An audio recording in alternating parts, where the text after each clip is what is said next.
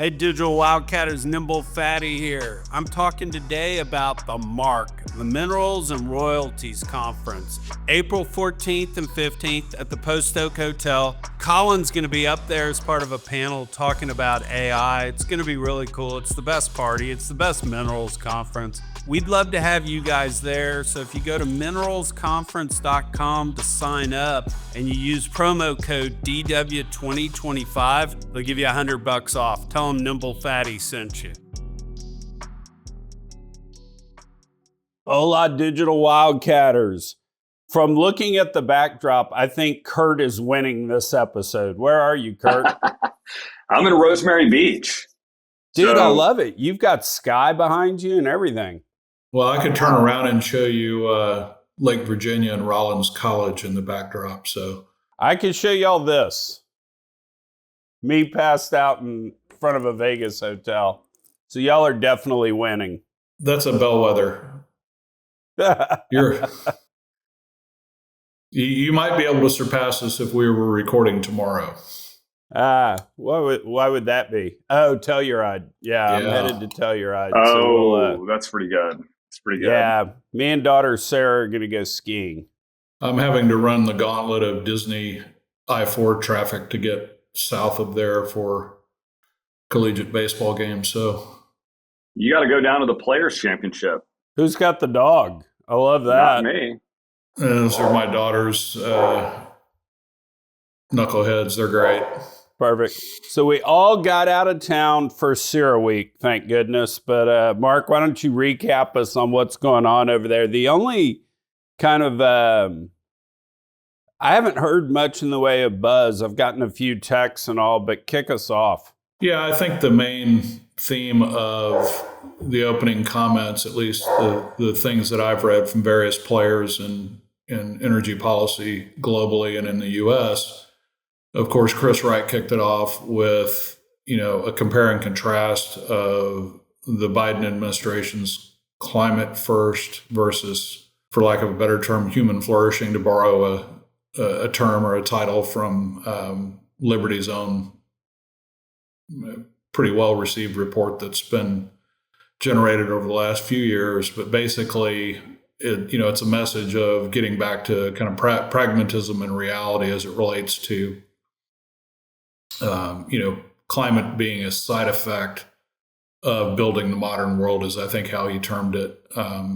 Additionally, Doug Burgum, who is, I guess, de facto energy czar, but runs Interior, specifically said in an interview a couple of days ago that, one of the features of the administration's unleashing American energy is, one, stopping the shutdown or the mothballing of scheduled to be decommissioned coal plants, and then two, maybe restarting some of those, and three, removing the regulation that has made some of those legacy coal facilities uncompetitive. And so, this is on a foundation of U.S. electricity demand, which is expected to grow by 3% this year, which is historic unheard of. in what we've seen, at least in the last 25 years. So it's all coming together against a sharp pivot, and I'll characterize former Secretary Granholm's comments, which were very pointed at the climate first agenda, is I think one of the more memorable and notable things she said was, we're going to put LNG in the rearview mirror, and that was right on the heels of the pause that was enacted last year.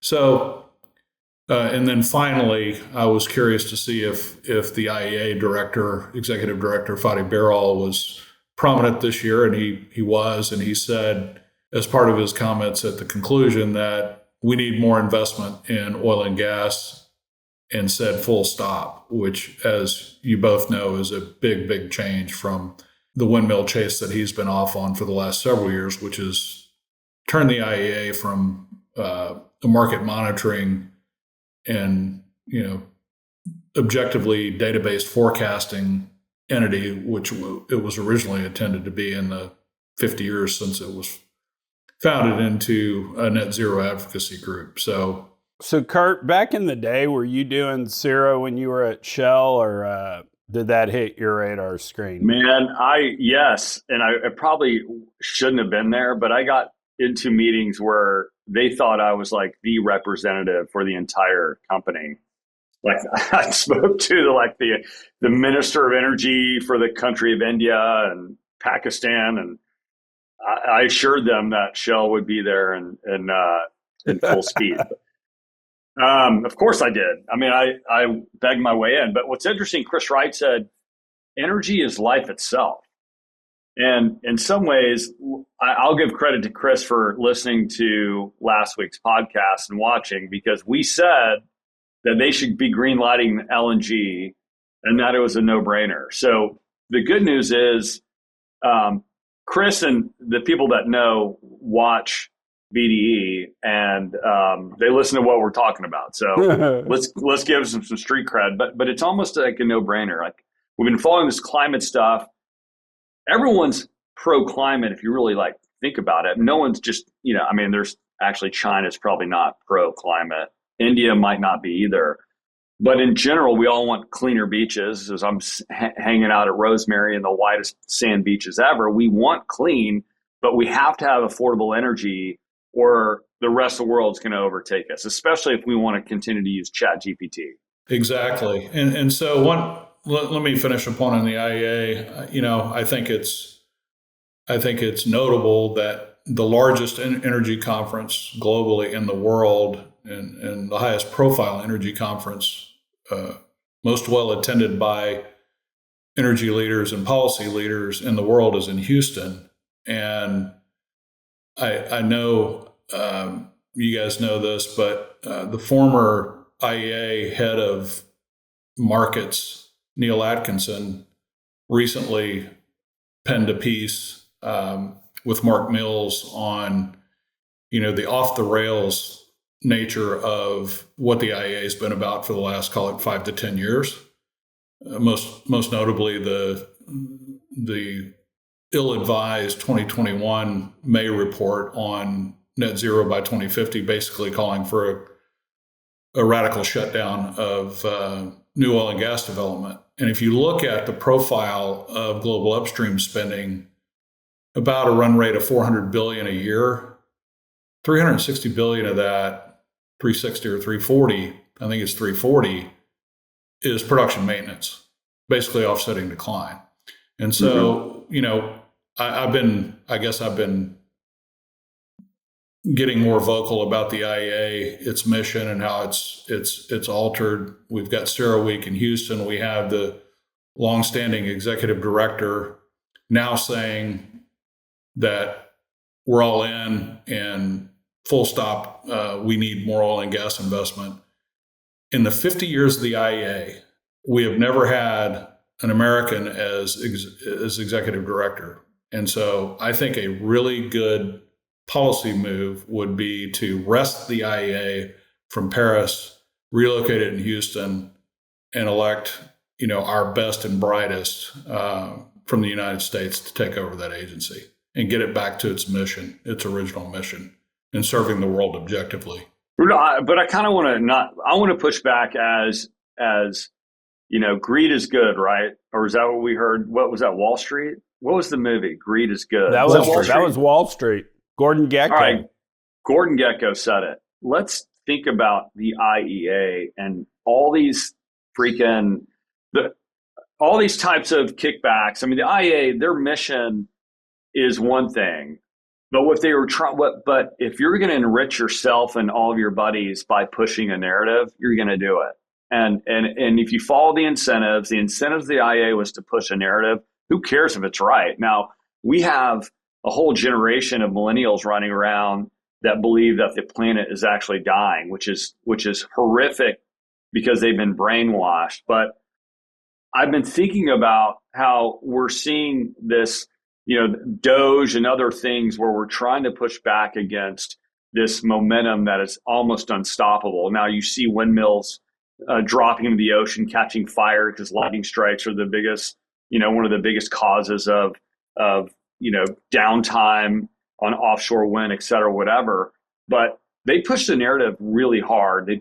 They went big and they enriched themselves, and unwinding that is almost impossible, because unless you completely clean house, Mark, and put an American in that might have, kind of the same beliefs you do, it's almost impossible for people to fire themselves or to unwind a momentum that they've already struck on this sort of climate accord. And that's the thing that I think is super interesting to watch, is how do you reverse? And what we're seeing, like in people like with BP and others, the shareholders are forcing them to reverse. I mean, we're going back to, the 1970s and seeing that good old economics will play fair and eventually correct things. But organizations like IEA, they're funded by sort of big energy. So why do they care, and why are they going to correct themselves? Well, the U.S. funds the most significant share of the IEA's annual budget, right? I just find it interesting that in 50 years, we've not had one U.S. origin executive director. And the last 5 years have been particularly damaging to the credibility of IEA data analysis and forecasting, even on the traditional side, I believe, because the net zero advocacy has been so loud that it's drowned out a lot. And so this notion that, we're going to see a plateauing of fossil fuel consumption sometime before the end of this decade, I think certainly the numbers and the momentum in those numbers is proving otherwise. Yes, we may see some short-term contractions that are economically motivated, but I agree with you on the reset. I just think it makes sense to locate that body in an attempt to recapture its mission and its reputation. And Houston is not only the oil and gas energy capital of the world, it's the energy capital of the world. I'm calling for the EIA to be banished. I mean, let's just go and start over. It's easier to start over. It kind of is a start over. Well, I think the bigger thing that's happening here, and I got to give Ann Bradbury credit. She runs AXPC, the Trade Association for Energy in DC. I had her on the podcast yesterday because she was in for CERAWeek, and her thing was interesting. Same thing you said, 180 degree tone, Chris Wright talking about how great energy was as opposed to Biden and the climate and all that. The problem her constituency has is, guys, we need some rules beyond just the Trump administration to be able to do all the stuff you want. You want way more LNG facilities out there? Give me some rules so I can at least hit payback in 10 or 15 years on this. Give me some permitting. Give me all this other stuff. And the industry is going to have to do that in the face of $50 oil. I mean, that's just who Trump is. The president doesn't set oil prices, but the president has a bully pulpit that can say, Saudi Arabia, pump more, etc., drill, baby, drill, all that stuff. So it's a refreshing tone change and all, but there's still a lot of work we got to do. Oh, 100%. All right, what else did we have on Run a Show? I should have had my agenda pulled up. Well, I'm going to throw in the fact that speaking of the EIA, as they came out saying that on a short-term, I think a short-term basis, that truck that the Henry Hub spot price is going to average around $4.20 per BTU in 2025. What do you think about that? Yeah, I think it's a function of where we are and have been recently. We've had a hard draw on gas storage. We're going to end up withdrawal season 10% below 5-year average. And so, kind of the return of the fundamentals to the gas market as defined by contemporary storage levels. And so, is a 4 handle on natural gas, have we seen it before, where it might motivate things like somewhat restrained operators in the Haynesville, for example, picking up a few rigs quickly. And as we've seen in the past, that can add production capacity pretty quickly and in large quantities on a handful of rigs. So, they're I think part of the STO's commentary after that forecast is, some softening into 2026. And, we'll, as always, kind of watch where inventories go. Right. The industry's ability on natural gas has and always has been and still is much more nimble in terms of getting and affecting U.S. storage builds, and I don't think that's changed. We'll just see how much restraint there is and how much incremental power-related demand by things like data center build-out put pressure on the industry to grow more to refill storage. I had the Mobius guys on the podcast this week. Zane Curry, their natural gas analyst, and then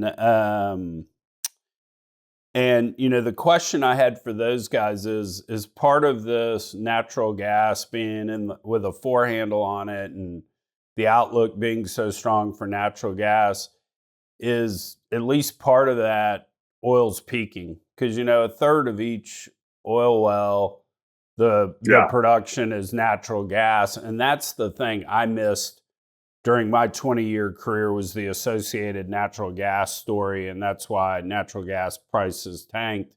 And I think they were buying that potentially, oil peaking, particularly if we're going to the 50s. I mean, we're not going to pick up a bunch of rigs in the 50s. And so you got that dynamic to play with.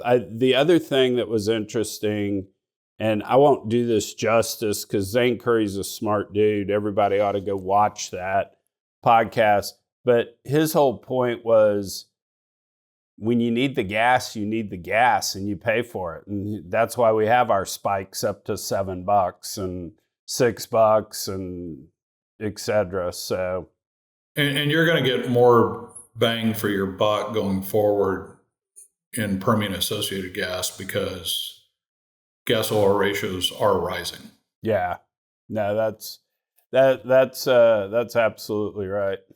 I mean, as we've always said, just from a reservoir engineering and fluid flow standpoint, oil is harder, gas is easier, and that is true. And then when you compound that ease with, oh, look, we've got some associated gas, it's with a rising GOR, it's it portends an abundance of ability to continue to grow the natural gas supply base in the U.S. And Greg Kane's back publishing Buddha-gate stuff again. So love it. It's happening. It's happening. Love it. So what's ADNOC doing?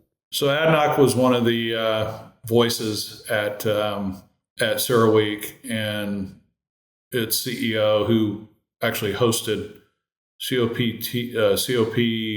I forget which one, but one before the last one in Abu Dhabi, said, they're bullish on natural gas in the U.S., among other things, but the primary comments were focused on natural gas across the supply chain, from exploration and development through LNG and everything in between, also meaning the opportunity presented by power generation related to data centers. And their international investment arm is called XRG. And to put a number on it, he said, kind of upwards of 80 billion. That's really their entire assets under management at XRG, as I understand it. So he's putting a lot on the line. It's an influence play in my mind. I mean, you have to be in the United States where most of the tech infrastructure is being built out. We already know with data centers and data privacy, you have to have locations around the world. So even though the Middle East has the cheapest, as one of, if not the cheapest cost of energy, and it's great for data centers, most of the world cannot put their data centers there depending on where they're using the data. So from this perspective, I see ADNOC saying, hey, this is a way to build more influence in this part of the world and be part of the game. And granted, they can build data centers over there, but they're going to need data centers in the United States as well, in Europe, in Asia, et cetera. And so you need access to cheap energy, and there's nothing better than controlling the energy yourself to have the most impact, in my opinion. I think it's a great point. Y'all are both wrong. Y'all missed the big picture on this again, but you're lucky I'm here to fill y'all in. How did he say it? Bait. How did he say it? We're going to make natural gas great again. That's what he said. He's adopting the Trump line on that. That's all we need to know about this. Well, when the Indian Prime Minister was in a few weeks ago, at CERAWeek a couple years ago, he coined the term MEGA, which is Make India Great Again, which is supportive of the point you just made. But we're not wrong. Yeah, let me ask y'all. Yeah. Let me just interject something here on Kirk's point. I think it is a subsegment of a larger thing that we've seen with incentivizing investment from a production capacity and a manufacturing capacity standpoint. Taiwan Semiconductor, all of the big data players, most notably SoftBank, et cetera. And so if you're looking, as I think Chuck would suggest, that ADNOC wants to be a player in ultimately operating or having significant interest in U.S.-based, on U.S. dirt data centers, I think that's right. I mean, it's critical to national security that we have that in a disproportionate share of it in the U.S. And so I wouldn't put it past ADNOC to be thinking that strategically. And we'll see others. I think this is a conversation starter or maybe an action starter on getting investments rolling. In fact, they said you're going to see investments, ADNOC did, you're going to see investments start within the next few months. So there's some urgency here. To kind of wrap up CERAWeek and to get into the Iranians, I went to Grok and I said, give me a good joke about CERAWeek. And it said, why did the oil exec bring a ladder to CERAWeek? Because he heard the energy transition talks were going over his head. That's funny. Grok, you still have some work to do. All right. So my understanding of Iranian sanctions is we put sanctions on the Iranians, and there's half the world that thinks they work really well. And then the other half of the world says, why did Iraqi production go up so much? So the Iranian sanctions have been in place since the first Trump administration. 2018, I believe, was the initial. The issue is there hasn't been much active enforcement of those. So China has been a 90% buyer of Iranian oil exports to the tune of about 1 million barrels a day. And that was true in February of this year as well. What the approach is, primarily through state and more so through Treasury, is blacklisting a lot of these tankers that are involved in the clandestine transshipment, a lot of which occurs offshore places like Malaysia. And so you're able to get these workarounds, and the Trump administration through Treasury primarily is really putting the pressure on and diplomatic negotiations in countries that are allowing these sanctioned vessels to operate and facilitating transshipment, and also maybe recipients of Iranian crude. China doesn't recognize the sanctions, and but the effort is designed to cut off the pipeline, so to speak, that is going through the dark fleet, and increasingly via transshipment that allows these exports to reach their destination. So 1 million barrels a day. We'll see how effective this renewed enforcement action is, but that's really the play. I mean, it's so interesting because I don't know what kind of checkers we're playing here, but by enforcing Iran sanctions, it definitely puts, and we talked about this last week, about it kind of keeps China in check. So, and China really is the issue here, because the whole Ukraine-Russia thing is a distraction from China's influence. So that's a big deal. Number two, by us sort of having a grip hold over sanctions, it could in some ways not create a price shock unless it goes too south, but it definitely in some ways can control or increase prices, which is good for U.S. producers. Not saying it's good for necessarily summer, U.S. citizens that want cheap gas, but it could help the United States. So I see our influence over there being actually really strategic, and it's almost a lever that we can use, either be tighter on sanctions or less tight, depending on how negotiations are going on other sides of the fence with China and other places. So this is, to me, a real interesting thing to watch, and could be an interesting lever that gets pulled based on what's happening in the rest of the world. A poor Iran definitely makes the Middle East safer and more calm, and well, it pisses off the Iranians at home, though, so you got to be careful about that.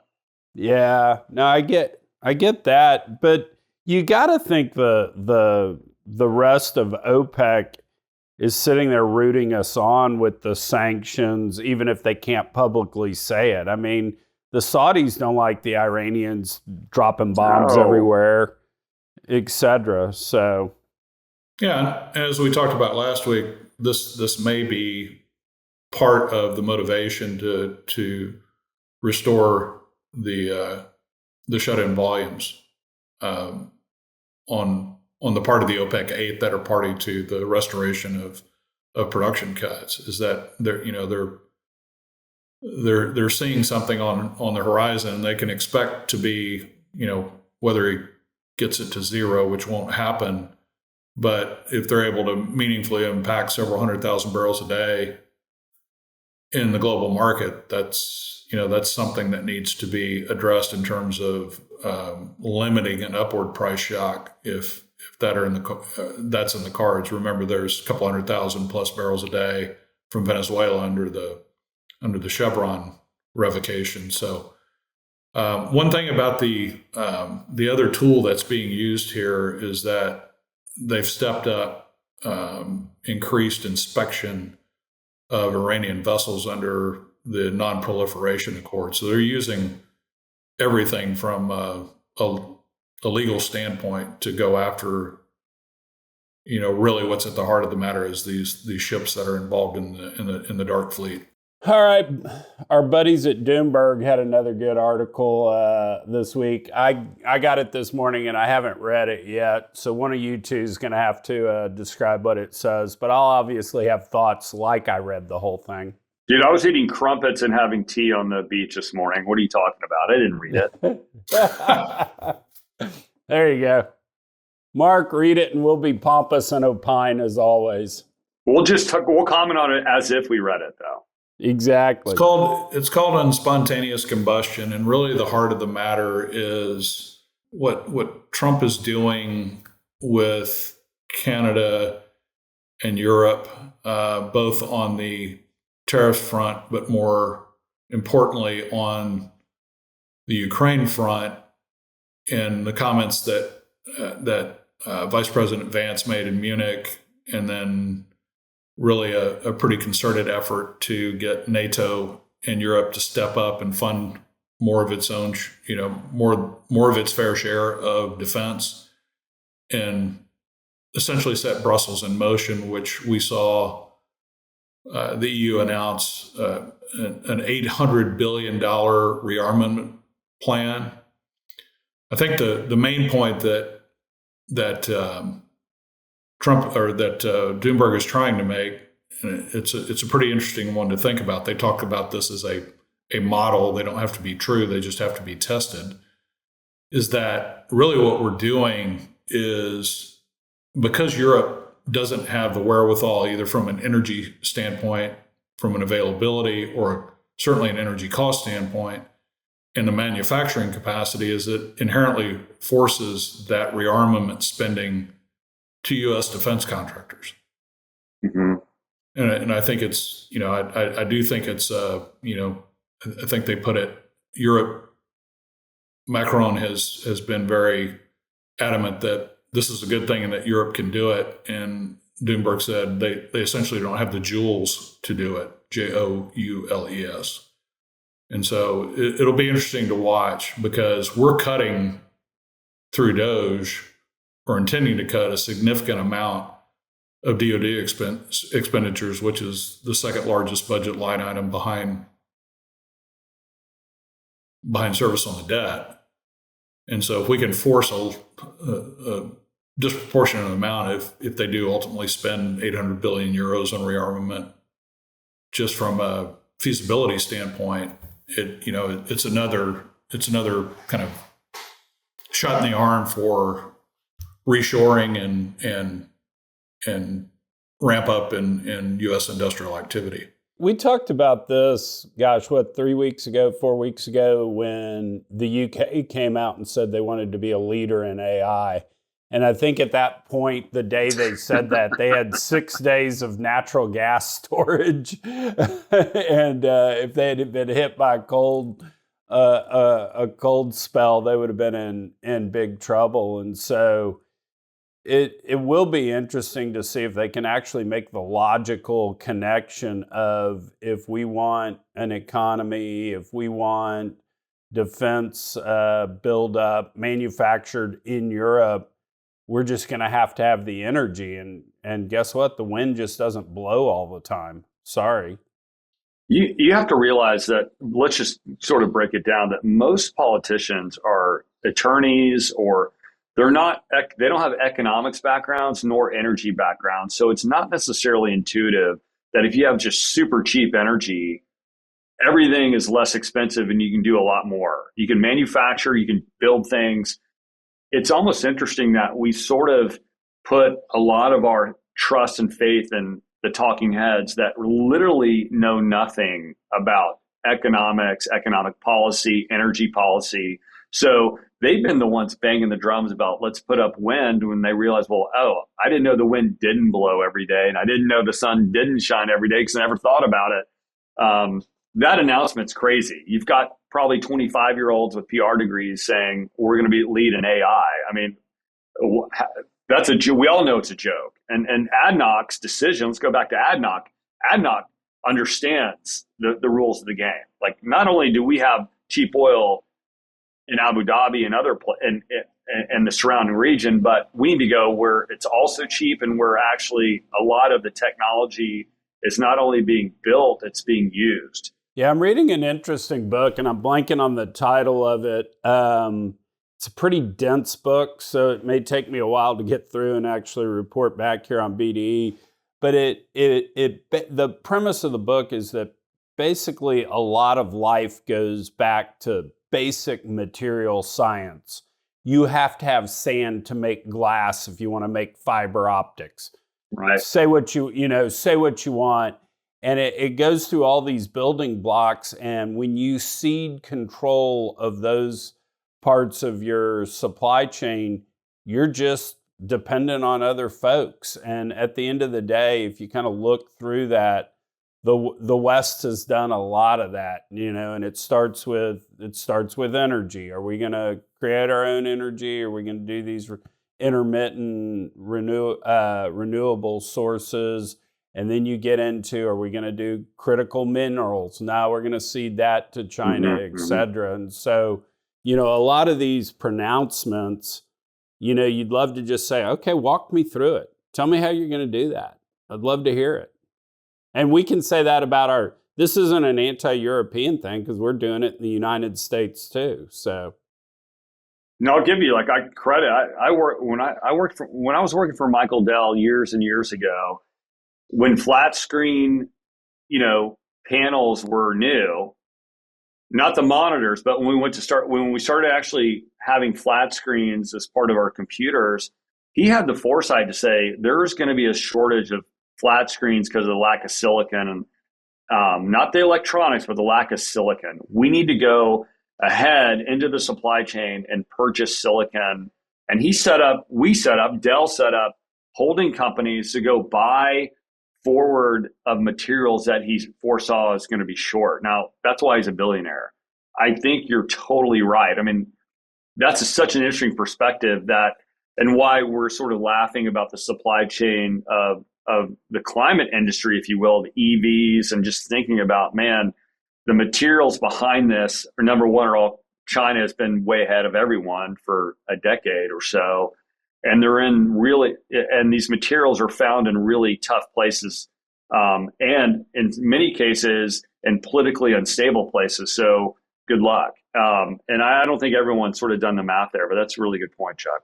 Yeah, I mean, it's across the board too. It's from rare earths to graphite to everything in between. If you look at the last 25 to 30 years of the import profile of key minerals and rare earths and critical minerals, it's skewed so heavily to primarily dependence on China, not only in this arena, but also in things like pharmaceutical compounds.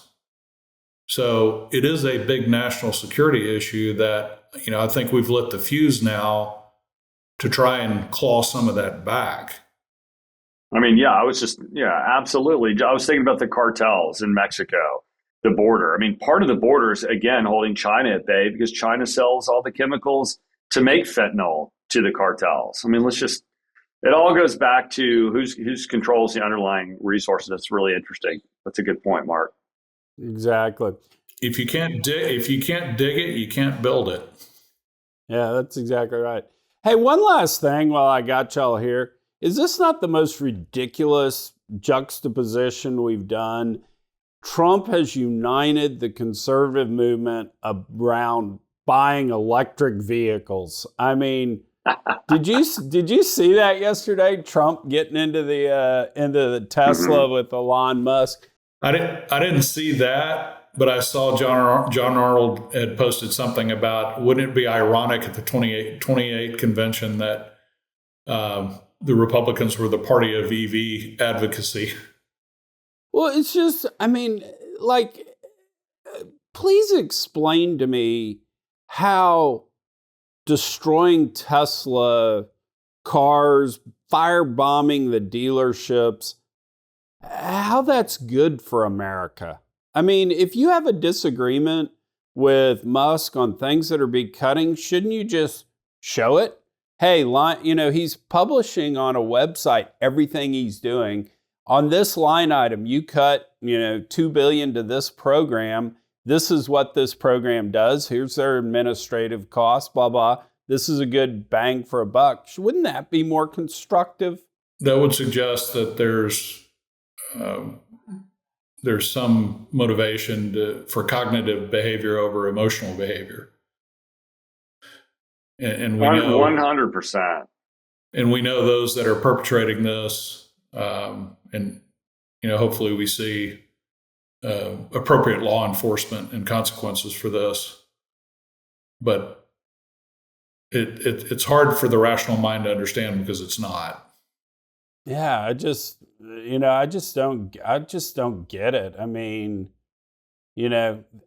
Imagine, if you will, if somebody had blown up a Bud Light beer distributorship or had blown up a Bud Light beer brewery outpost. Could you imagine the law enforcement effort that would have happened under the Biden administration if any of that had happened? This is just ridiculous.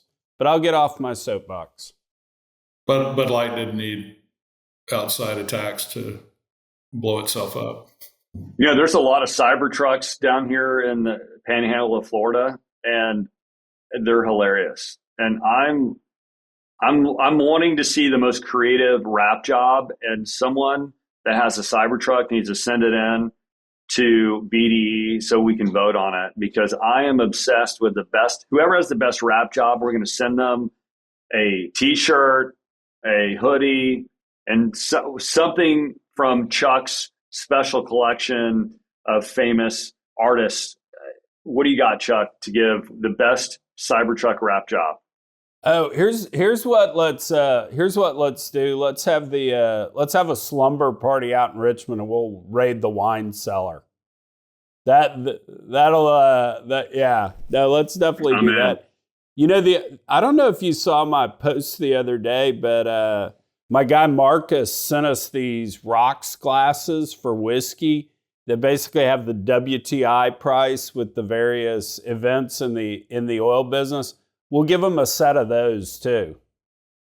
Four to a set. They're great. I've seen some pretty out there wraps here in this part of Florida as well. I'll probably see more today. One yesterday was borderline satanic. Nice. I'm not going to vote for that one, but send it in anyway. Yeah, let's take a look at it. It might be good enough. We'll see. Hey, great seeing you guys. Great seeing you as well. Enjoy Florida. I'm going to go ski for a couple of days. So at age 56, I'm not sure that's a great thing. So pray that I come back without a trip through the orthopedic surgeon. We'll do. And hey, send us some updates on baseball, Mark. I will. Go get your grapefruit mimosa. It's time. That's right. See you, boys.